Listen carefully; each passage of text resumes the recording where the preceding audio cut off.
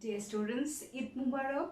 This is Sabina Ferdousi and you are enjoying CPSCM online class. My dears, today we are going to talk about close test with close and without close, a topic of English first paper, question number 4 and 5 and 4 marks 5 and 10 respectively. Dear learners, actually close test with close and without close is a vocabulary test and you should have a good command, you should have a good stock of vocabulary for this purpose, and in this regard your text will help you a lot because question may be textual or non-textual. However, besides vocabulary, there are some other factors of which you are to be conscious. And in this class, I will focus on those factors. Okay, get prepared for the class and let's start our session. Here is the index of the content. At first, I will show you a sample question. Then I will show you some techniques to select suitable word. And at last, there are some points of which you are to be conscious and you will have to apply it at the time of answering these questions. Okay. Here is a sample question. Notice, read the text below and filling the gaps with clause given in the box. This is with clause. There are more words than necessary. Make any grammatical change if necessary. এখানে দেখো underline করা আছে ওয়ার্ডস and grammatical change, এই দুটো হচ্ছে আমাদের জন্য keyword. ওয়ার্ডস apply করবো এখানে আমি। ওয়ার্ডস মানে নট অনলি ভার্ব, আমরা রাইট ফর্ম অফ ভার্বস করেছি, ওই রুলসগুলো ভালো করে জানি, ওইটার কিছু অংশ এখানে আসবে। বাট ওয়ার্ডস বলতে ইন্ডিকেট করা হচ্ছে পার্টস অফ স্পেস। তোমরা জানো যে বাক্যে ব্যবহৃত প্রত্যেকটি শব্দকে, প্রত্যেকটি ওয়ার্ডকে পার্টস অফ স্পেস বলে। সো এই ভোকাবুলারি টেস্ট ভালো করার জন্য আমাদেরকে অবশ্যই পার্টস অফ স্পেস সম্পর্কে কনসিয়াস থাকতে হবে। And make any grammatical change, তার মানে এখানে যে ক্লোগুলো দেওয়া আছে এগুলো কখনো কখনো তুমি সরাসরি অ্যাপ্লাই করতে পারবে, আর কখনো কখনো তোমাকে গ্রামাটিক্যালি এটা চেঞ্জ করে নিয়ে আসতে হবে। এবং এই গ্রামাটিক্যালি কিভাবে চেঞ্জ করবে ওগুলো কিন্তু আমরা আমাদের আজকের আলোচনায় পাবো। There is another question, without clause. Fill in the blanks with an appropriate word in each gap. There are 10 gaps and 10 marks. Without clause হচ্ছে 10 gaps, but each will with clause 10 gaps, but each will carry half marks, so total 5 marks. So there are 10 gaps. এখানে বিষয়টা হচ্ছে without ক্লোজে তুমি synonymous word apply করতে পারবে according to the meaning of the passage. তবে একটু restriction রয়েছে, সেটা হচ্ছে যদি প্যাসেজটি তোমার টেক্সচুয়াল থাকে সেটা উইথের ক্ষেত্রে তো ক্লো দেয়াই থাকবে, বাট উইদাউটের ক্ষেত্রে প্যাসেজটি যদি টেক্সচুয়াল থাকে, প্যাসেজটি যদি ট্র্যাডিশনাল কোনো স্টোরি থাকে, প্যাসেজে এমন কোনো লাইন যদি থাকে যেটা প্রচলিত কোনো প্রভাব, সেই ক্ষেত্রে তুমি তোমার স্বাধীন ইচ্ছা মতো ওয়ার্ড অ্যাপ্লাই করতে পারবে না। যেগুলো ট্র্যাডিশনাল, পপুলার, প্রচলিত, ওই ওয়ার্ডগুলো তোমাকে সেট করতে হবে। So you should be conscious about it. Okay, now some techniques to select suitable word. আমরা কি কি টেকনিক দেখব? Use of persuasive, that means use of noun, use of adjective, verb, adverb, use of noun phrase or compound word. Okay, let's see. Use of noun after adjective. আমরা জানি an adjective is always followed by noun. Here is an example. মানে তোমার যদি তুমি গ্যাপের আগে, শূন্যস্থানের আগে কোনো adjective দেখো, তাহলে পরের গ্যাপের অংশটা অবশ্যই তোমাকে নাউন দিয়ে কমপ্লিট করতে হবে। It's our fundamental dash to rouse their latent talent. এখানে ফান্ডামেন্টাল হচ্ছে অ্যাডজেক্টিভ, সো অ্যাডজেক্টিভের পরে আমরা একটি নাউন অ্যাপ্লাই করব। ক্লোজ যদি উইথ ক্লোজ থাকে তাহলে তোমার বক্সে দেওয়া থাকবে, ওখান থেকে তুমি একটি অ্যাপ্রোপ্রিয়েট নাউন চুজ করে লিখবে। আর যদি নাউন দেওয়া না থাকে তাহলে তুমি বুঝতে পারছো যে অ্যাডজেক্টিভের পরে নাউনই ইউজ করতে হবে। সো এই ক্ষেত্রে তোমাকে ওই উপযুক্ত ওয়ার্ডটিকে নাউন করে এনে লিখতে হবে। ওকে, আফটার পসেসিভ কেস, পসেসিভ কেসগুলো পসেসিভ অ্যাডজেক্টিভ হিসাবে কাজ করবে, এটাও তোমার adjective. Example, the most significant event for Bangladesh is her. আমরা পসেসিভ কেসগুলো জানি যেটা অধিকার সূচক প্রোনাউনকে বোঝায় অথবা নাউন হতে পারে। এখানে হার হচ্ছে বাংলাদেশের অধিকার বোঝাচ্ছে। সো এই পসেসিভ কেসের পরে অবশ্যই তোমাকে নাউন লিখতে হবে। So the answer is going to be birth. The most significant event for Bangladesh is her birth in 1971. We are studying about the use of noun. Here are some other rules. After determiner, আমরা modifiers এ পড়েছিলাম, অনেক রুলসই আমার modifiers এর সাথে match করছে। তাহলে modifiers গুলো দেখো বিভিন্ন জায়গাতেই আমরা অ্যাপ্লাই করতে পারি। আমরা পড়েছিলাম ডিটারমিনার্স। ডিটারমিনার্সকে তিনটি আমাদের থেকে দেখানো হয়েছিল, আর্টিকেলস, ডেমনস্ট্রেটিভ অ্যান্ড কোয়ান্টিফায়ার। আমরা কিছু এক্সাম্পল এনেছি। For articles A and D, for demonstrative these, that, and for quantifier every, any, no, some, etc. Here are two examples. Notice, destruction of forest is causing the dash of animals. যেহেতু এখানে দা রয়েছে তার মানে articles, আর্টিকেলসের পরে আমরা noun করব। So বনভূমি ধ্বংস করে দিচ্ছি আমরা, যার ফলে কি হচ্ছে, প্রাণী নিঃশেষ হয়ে যাচ্ছে। এটা তোমার প্রাণীদের নিঃশেষ হয়ে যাওয়ার কারণ ঘটাচ্ছে। সো আমরা এখানে নিঃশেষ হয়ে যাওয়া হচ্ছে এক্সটিংক্ট, এটা নাউন ব্যবহার করেছি extinction. Okay, number 2, many illiterate people do not have any dash of health. এখানে এনি হচ্ছে একটি কোয়ান্টিফায়ার। সো কোয়ান্টিফায়ার এর পরে কি হবে, নাউন হবে। So any knowledge of health, যদি এটা তুমি যদি উইথ ক্লোজ থাকে তাহলে এখানে এনি দেখেই তুমি ধরে নেবে যে এখানে নাউন হবে। সো তুমি একটি নাউন ওই বক্সে খুঁজে নিয়ে আসবে। আর যদি উইদাউট ক্লোজ হয় তাহলে তো তুমি স্বাধীন, সেন্টেন্সের ডিমান্ড অনুযায়ী একটি নাউন তুমি অ্যাপ্লাই করবে। ওকে, নাও another examples for the use of noun. After preposition, প্রিপোজিশনের পরে আইদার নাউন বসে or verb plus ing মানে জিরান্ট বসে যেটা নাউনের কাজ করে। Here is an example. Hakanuki Haur provides a wide range of dash to local people. So এখানে আমরা প্রিপোজিশন পেয়েছি, এখানে একটি নাউন আসবে, benefits। এভাবে কোনো ভার্ব আসতে পারে, সেই ভার্বটিকে তোমাকে কি করতে হবে, আইদার ভার্বটিকে নাউন করে দিতে হবে অথবা ওই ভার্বের বেস ফর্মের সাথে আইএনজি যোগ করতে হবে। আমরা রোলসগুলো মাথায় রাখবো, পরে বিভিন্ন সিচুয়েশনে আমরা এই রোলসগুলো অ্যাপ্লাই করার চেষ্টা করব। ওকে, and here notice as a subject and object. Noun can be also used as a subject and object. তবে তোমাদের বিভিন্ন বোর্ড কোয়েশ্চেনে আমি দেখেছি সাবজেক্টের চেয়ে অবজেক্ট হিসেবেই বেশি ব্যবহৃত হয়েছে। Here is an example. Notice, after 9 months struggle, 9 মাস যুদ্ধের পর, we own dash. আমরা এখানে কি করব, আমরা কি অর্জন করেছি। অবজেক্ট হচ্ছে কি বা কাকে দ্বারা প্রশ্ন করলে যে উত্তর পাওয়া যায় সেটি হচ্ছে অবজেক্ট, এবং অবজেক্ট হিসেবে আমরা নাউন ব্যবহার করব। সো আমরা কি অর্জন করেছি, স্বাধীনতা।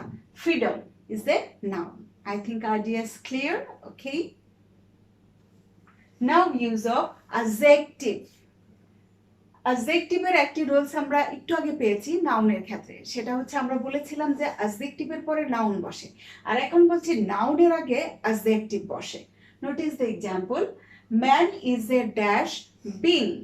বিং হচ্ছে নাউন, সো এর আগে একটি অ্যাডজেক্টিভ বসবে, দ্যাট ইজ রেশনাল। মানুষ হচ্ছে বাস্তব ভিত্তিক, বাস্তব বুদ্ধি সম্পন্ন একটি জীব। After am, is, are, was, are মানে to be verb. To be ভার্বের পরে তোমার অ্যাডজেক্টিভ বসে, আবার টু বি ভার্বের পরে কিন্তু ভার্বের পাস্ট পার্টিসিপল ফর্মও বসে, মানে প্যাসিভ ভয়েসে। তাহলে কখন অ্যাডজেক্টিভ বসবে? তবে পাস্ট পার্টিসিপল গুলোও অ্যাডজেক্টিভের কাজ করে। যখন to be verb finite verb হিসেবে বা মেইন ভার্ব হিসেবে কাজ করবে, এরপরে অবশ্যই তোমাকে অ্যাডজেক্টিভ লিখতে হবে। For example, it is dash to check environment pollution. সবগুলো অধিকাংশ এক্সাম্পলই তোমাদের বোর্ড কোয়েশ্চেন থেকে নেওয়া হয়েছে। it is dash to check environment pollution. it is alarming, এটা তোমার অ্যালার্মিং শব্দটা বক্সে ছিল, ওখান থেকে সেট করা হয়েছে। আমরা এখানে অ্যাডজেক্টিভ বসিয়েছি, যেহেতু এখানে ইজ হচ্ছে টু বি ভার্ব এবং মেইন ভার্ব, সো এটার পর আমরা একটি অ্যাডজেক্টিভ বসাবো। এখন বিশেষ মানে এটা খুবই আমাদের জন্য সাবধানতার বিষয় যে অবশ্যই এনভায়রনমেন্ট পলিউশনকে আমরা চেক দেওয়ার চেষ্টা করব, নিয়ন্ত্রণ করার চেষ্টা করব। Number 3, after B, to be, being, been, become, remain, feel, এখানে কিছু ওয়ার্ড আমি সিলেক্ট করে নিয়ে আসছি। এগুলোর পরে আইদার অ্যাডজেক্টিভ বসবে অথবা ভার্বের পাস্ট পার্টিসিপল ফর্ম বসবে। আমি আগেই বলেছি ভার্বের পাস্ট পার্টিসিপল ফর্মগুলো কাজ করে অ্যাডজেক্টিভের। ওকে, here are some examples. A man should not be dash if he is of blue blood. Should not be proud. What kind of person space? Adjective. তাহলে দেখো be, এই be should be, to be, being, এগুলোর পর আমরা কি করবো তাহলে পরবর্তী ওয়ার্ডটিকে অ্যাডজেক্টিভ ফর্মে রাখবো। তাহলে এরকম দেখলেই তুমি কি করবে, বক্সে খুঁজে নেবে যে অ্যাডজেক্টিভ কোথায় আছে, যেগুলো ভার্ব, যেগুলো নাউন, যেগুলো অ্যাডভার্ব, ওগুলোর সাথে যেগুলো আইএনজি যুক্ত পার্টিসিপল কিংবা জিরান্ড, ওগুলোর সাথে তোমার এগুলো ম্যাচ করবে না, সো ওগুলো তোমার দেখা দরকার নেই। যেগুলো অ্যাডজেক্টিভ অথবা যেগুলো ভার্বের পাস্ট পার্টিসিপল ফর্ম যুক্ত, ওগুলোই তুমি খুঁজে নেবে। ওখানে আবার এগুলো অ্যাডজেক্টিভ 2-3টাও থাকতে পারে, কিন্তু তুমি দেখবে এই সেন্টেন্সের সাথে কোন অ্যাডজেক্টিভটা বেশি সুটেবল সেটাই সেট করে নেবে। ওকে, another example, forests are being dash resulting in an increase in carbon dioxide. এখানে বিং এর পর আমরা দিয়েছি বার্নড, কি হচ্ছে বনভূমি পুড়িয়ে ফেলা হচ্ছে, যার ফলে কি হচ্ছে কার্বন ডাই অক্সাইডের মাত্রা বেড়ে যাচ্ছে। বিং এর পর ভার্বের পাস্ট পার্টিসিপল ফর্ম করলাম এবং এই ভার্বের পাস্ট পার্টিসিপল ফর্মটিও তোমার act for adjective. Okay, here is another roles regarding the use of adjective, important role, that is after adverb. Adverb এর পর আমরা adjective ব্যবহার করব। When we dream something extremely dash, we call it a nightmare. Extremely হচ্ছে একটি adverb, so এরপর আমরা একটি adjective ব্যবহার করব। আর এই সেন্টেন্সটি নেওয়া হয়েছে তোমাদের টেক্সট থেকে, ইউনিট 10 ড্রিম। ওখানে আমরা দেখেছি এক্সট্রিমলির পর দেওয়া ছিল অ্যাডজেক্টিভটি ছিল ব্যাড, সো আমরা টেক্সচুয়াল গুলো অবশ্যই টেক্সচুয়াল ওয়ার্ডই অ্যাপ্লাই করব। ওকে, নাও ইউজ অফ অ্যাডভার্ব। আমরা একটু আগে পড়ে আসছি যে অ্যাডভার্বের পর অ্যাডজেক্টিভ বসে, and here as adverb is followed by adjective. এখানেও দেখছি যে অ্যাডজেক্টিভের আগে অ্যাডভার্ব বসছে। Most of the people are dash unaware of earthquakes severity. অধিকাংশ পিপলই আমরা কি আর্থকুয়েকের যে তীব্রতা, এটার যে ফলাফল, এটা সম্পর্কে অসচেতন। টোটালি এখানে দেখো অ্যাডজেক্টিভের আগে আমরা ব্যবহার করব একটি অ্যাডভার্ব, সেন্টেন্সের মিনিং অনুযায়ী একটি অ্যাপ্রোপ্রিয়েট অ্যাডভার্ব ব্যবহার করব। এখানে আমি অ্যাপ্লাই করেছি ফুললি, টোটালি, এরকম সিনোনিমাস ওয়ার্ডও তুমি অ্যাপ্লাই করতে পারো যদি সেটা টেক্সচুয়াল, ট্র্যাডিশনাল স্টোরি কিংবা প্রচলিত প্রবাদ না হয়ে থাকে। Okay, number 2, before and after verb. একটু চিন্তা করে দেখো মডিফায়ার্স এর রোলস গুলো আমি যে ক্লাসটা নিয়েছি ওটা ফলো করলে দেখো মডিফায়ার্স এর রোলস গুলোই অধিকাংশ আমার এখানে চলে আসছে তোমার cloze test with clause and without ক্লোজে। আমরা দেখেছি যে ভার্বের আগেও অ্যাডভার্ব বসে, পরেও অ্যাডভার্ব বসে। After being rescued, most people dash forget the promises given. উদ্ধার হওয়ার পর আমি যাকে ধরে উদ্ধার হলাম তার কাছে যে প্রমিস করেছে এটা টোটালি ভুলে যায়, এটা মানুষের একটা টেন্ডেন্সি। সো এখানে ফরগেট হচ্ছে তোমার ভার্ব, ভার্বের আগে আমি একটি অ্যাডভার্ব অ্যাপ্লাই করছি, কমপ্লিটলি ফরগেট। সো এরকম ভার্বের আগে যদি গ্যাপ থাকে তাহলে তোমাকে চিন্তা করবে যে করতে হবে যেখানে আমি একটি রিলেটেড অ্যাডভার্ব অ্যাপ্লাই করব। And number 2, our forests are being burned dash resulting in global warming.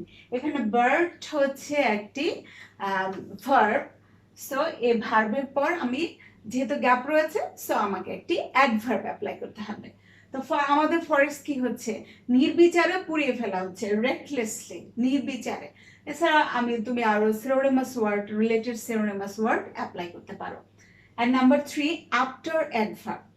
Adverb তোমার অ্যাডভার্বকেও মডিফাই করে, আমরা আগে পড়েছি আফটার অর বিফোর, অ্যাডভার্বের আগে অথবা অ্যাডভার্বের পরেও অ্যাডভার্ব বসতে পারে। For example, the bird sings very dash, এখানে আমরা সুইটলি লিখেছি, আবার এখানে ইচ্ছা করলে তুমি সুইটও লিখতে পারো, কারণ ভেরি হচ্ছে অ্যাডভার্ব, অ্যাডভার্বের পর তুমি একটি ভার্ব অ্যাপ্লাই করতে পারো, আর আবার তুমি অ্যাডভার্বের পাশে আরেকটি অ্যাডভার্বও অ্যাপ্লাই করতে পারো। Okay, let's go for the next slide. Use of verb after subject, most important one. তুমি যদি দেখো সাবজেক্টের পর গ্যাপ রয়েছে, তাহলে অবশ্যই এই গ্যাপের জায়গায় তোমাকে একটি ভার্ব অ্যাপ্লাই করতে হবে।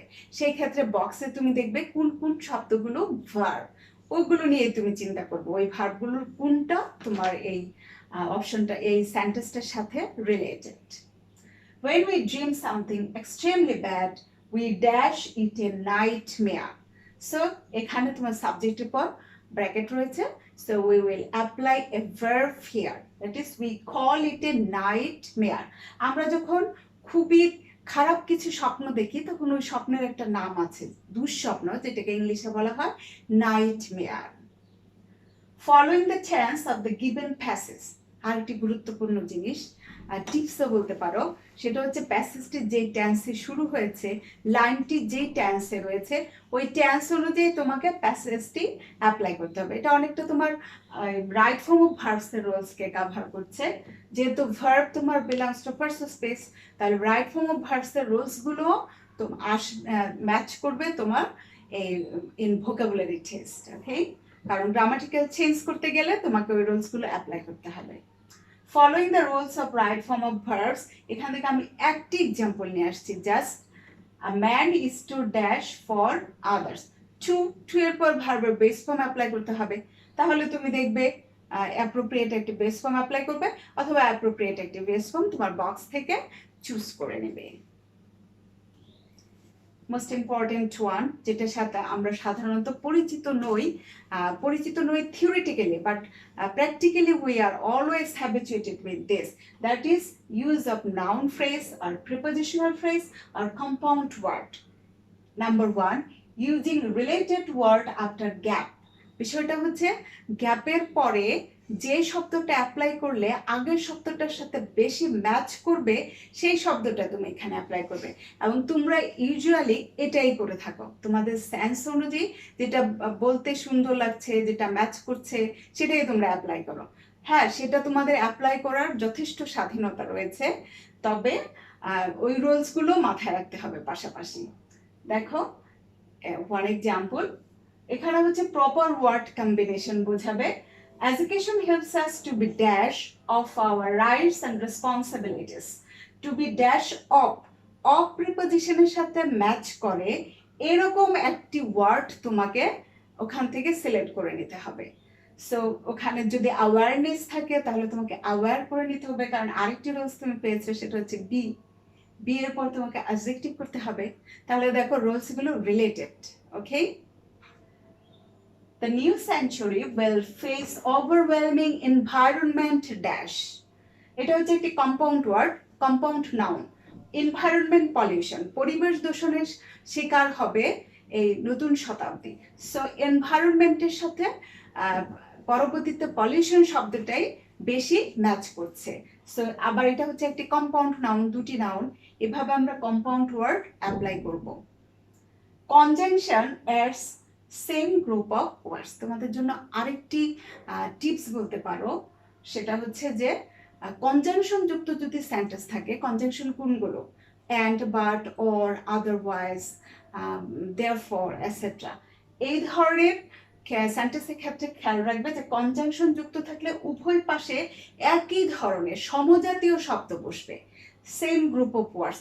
আগের অংশে যদি নাউন থাকে পরের অংশে নাউন বসবে, আগের অংশে অ্যাডজেক্টিভ থাকলে পরের অংশে অ্যাডজেক্টিভ বসবে, এভাবে আগের অংশটাকে পরের অংশ ফলো করবে, তাহলে তুমি আগের অংশ অনুযায়ী একটি শব্দ এখানে সেট করবে অথবা বক্স থেকে ম্যাচ করে লিখবে।